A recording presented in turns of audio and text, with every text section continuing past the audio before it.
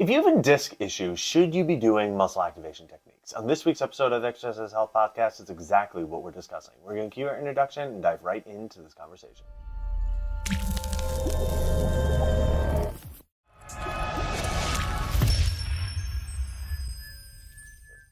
And welcome back, everybody, to the Exercise is Health Podcast, brought to you by Muscle Activation Schaumburg. We're your hosts, Charlie. And Julie. And today we're discussing this idea of disc issues and whether or not you should be doing muscle activation techniques if you have a disc issue. We want to let you know that if you want to start taking action on what we're talking about today, this is exactly what we can help you with at our studio, Muscle Activation Schaumburg, where we specialize in muscle activation techniques. So all you need to do to see our availability and get on our schedule is go to our website, www.matschaumburg.com, click the big green button that says Get Started, and you can schedule yourself for your initial MAT consultation and assessment.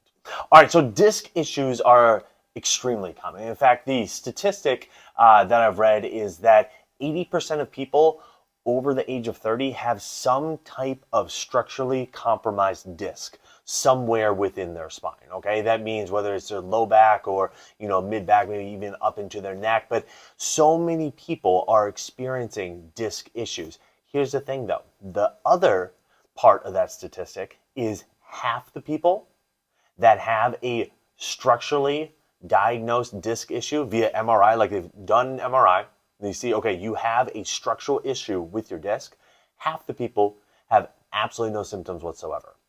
Which then leads to the question, okay, the people that are symptomatic, the other half of the people, is it actually because of the disc? Because if you look at like 100% of people that have disc issues, if half of them don't have any symptoms, then the other half, do they actually have symptoms because of the disc, or do they have symptoms because of something else? And this is a question that we answer so often with people when it comes to muscle activation techniques, is they've heard of MAT, they've heard how it can be helpful and effective for not only helping their muscle contract better, but helping different, aches and pains and issues that they might be having, but they have this question, they have this pause of like, but I have this disc issue, should I really be doing MAT? And so that's what we want to talk with you about today.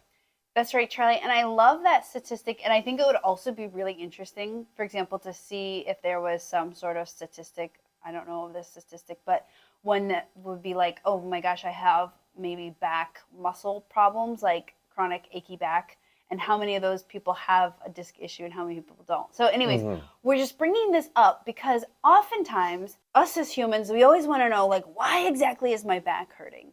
And if we happen to go get imaging done and we see a disc problem, then oftentimes we will blame the disc, right? It's like, oh, well, that makes sense. I have a back pain every morning because obviously I have a bulging disc, And, it would make sense that like, oh, well, if there's a disc issue, then there's going to be a symptom related to it. But we know from statistics that it's not necessarily related to the disc issue because we know that most people, right, 80% of people over the age of 30 have a compromised disc or a bulging disc or something related to some disc issue, but not 80% of people have back pain, for example, that could be related back to a disc issue. So that means that many people walk around with asymptomatic back disc issues, right? So that means that like you have a bulging disc with zero symptoms, no change in your functional life.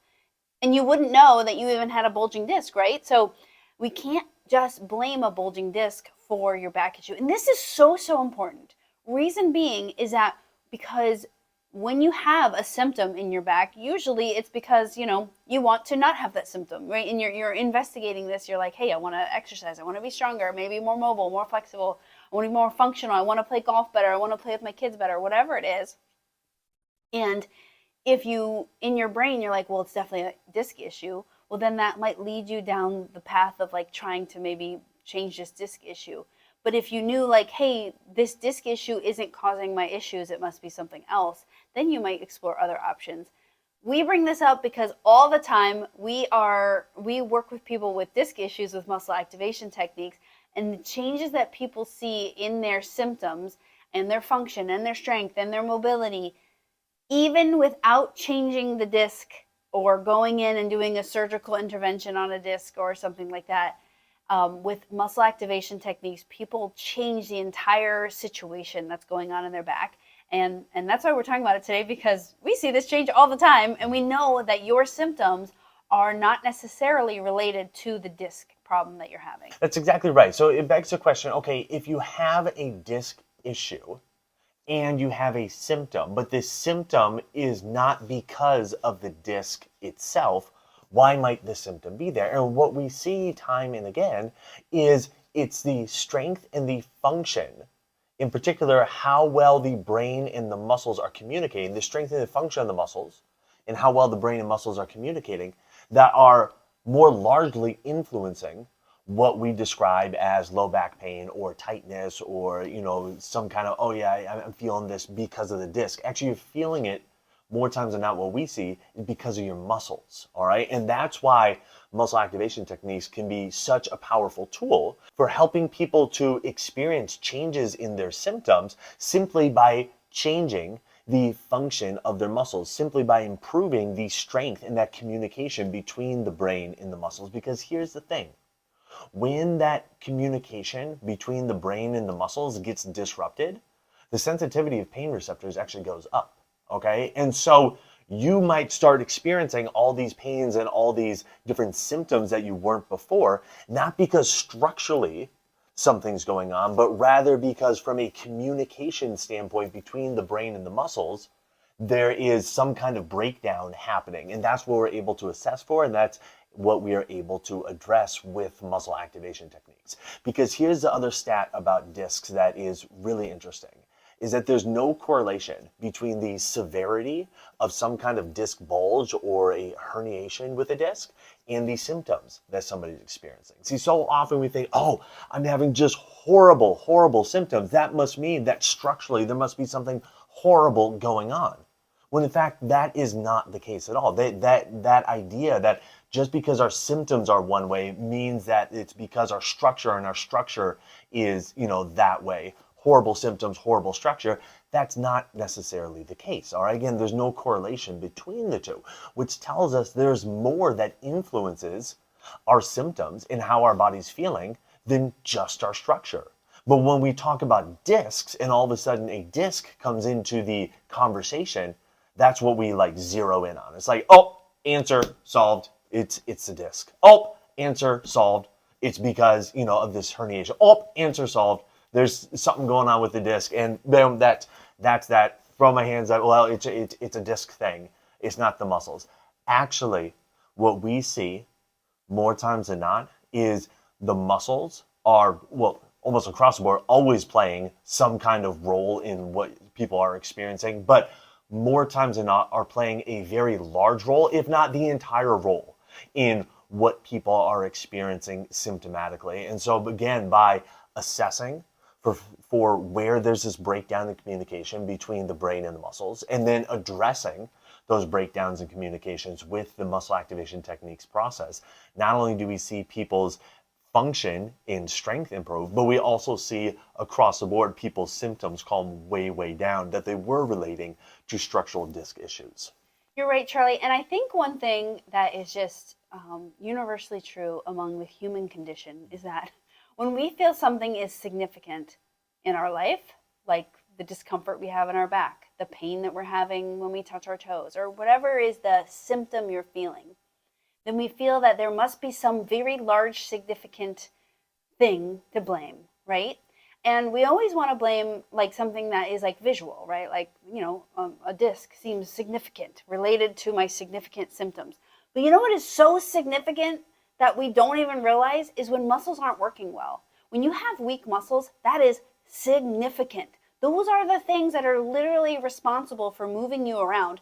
And most people take zero care of them, meaning they don't do any input to keep them healthy, meaning they just wake up and do their thing, and they just do their day, and they think their muscles are going to stay strong, healthy, well-connected, all that stuff. And the other thing people don't realize is that we feel, well, my muscles must be getting weak because I have pain, right? Because I have a symptom, my muscles getting weak. So once the pain is gone, then I'll start having stronger muscles, or I can start working on the muscle strength. But actually, just as Charlie was saying, weak muscles or dysfunctional muscles, muscles that aren't communicating well to the brain, actually create or create a larger opportunity for discomfort. Those pain receptors are like on high alert. And so it's almost like people are always like, well, which come first, the chicken or the egg? Is it the pain or the muscle weakness, or the muscle weakness and the pain? But we know that muscle weakness does create a greater opportunity for discomfort. So I wouldn't be surprised if, for most people, that when they change their muscle strength, that changes their pain, even though we think it's flip-flopped. And we know, at least from our practice, that we see it all the time. People think they can't lift their leg up because, it makes their back really hurt. And then we strengthen their leg lifter uppers, and now their back doesn't hurt. And it's like, okay, well, I guess it wasn't your low back. It was the leg lifter upper muscles, your hip flexors, whatever, whatever makes sense in your brain. But so both things are true, is that if you have significant symptoms, it doesn't have to be a significant thing that you see on an image. There is a huge significance in how your muscles are functioning. And if you have weak muscles, then it will likely cause, or likely will create that discomfort around that disc, unrelated to the disc.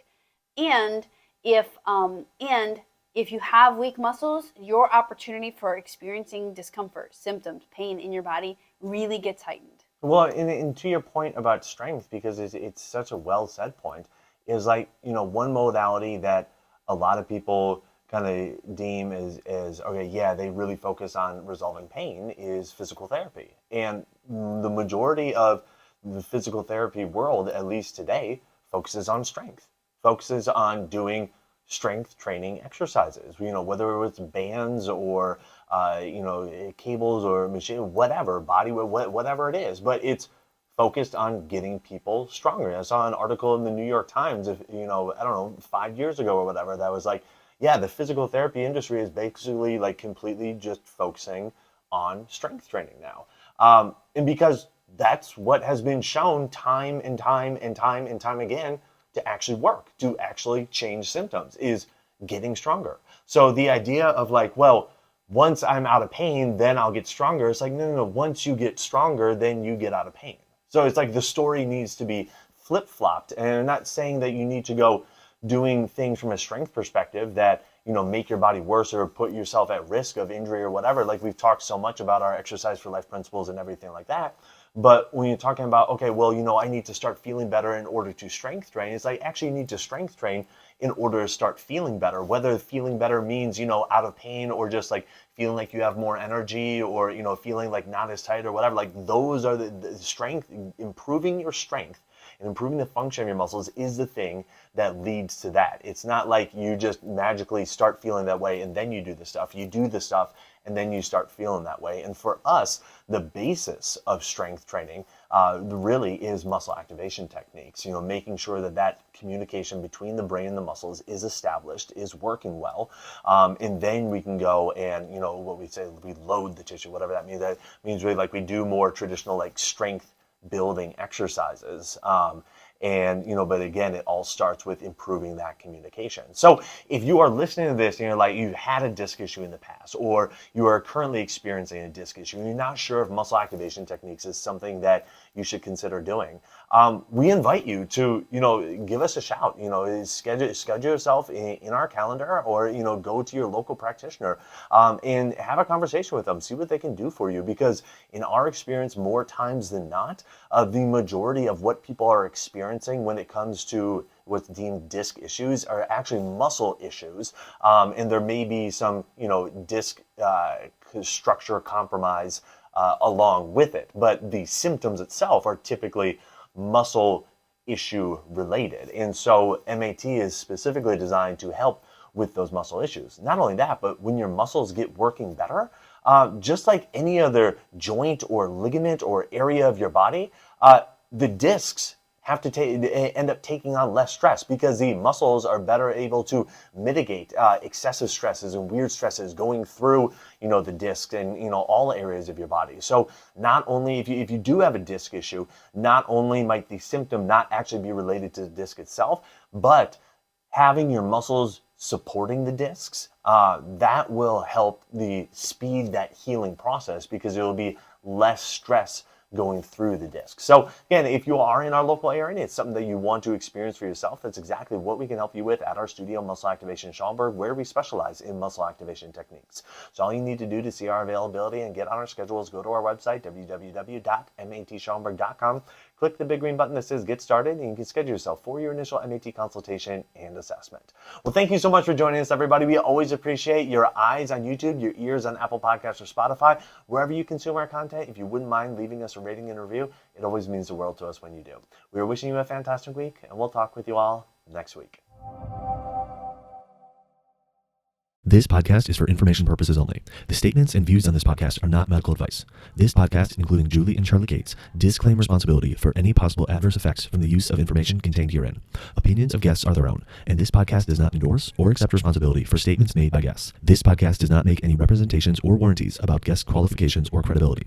This podcast may contain paid endorsements or advertisements for products or services. Individuals on this podcast may have a direct or indirect financial interest in products or services referred to herein. If you think you have a medical issue, consult a licensed physician.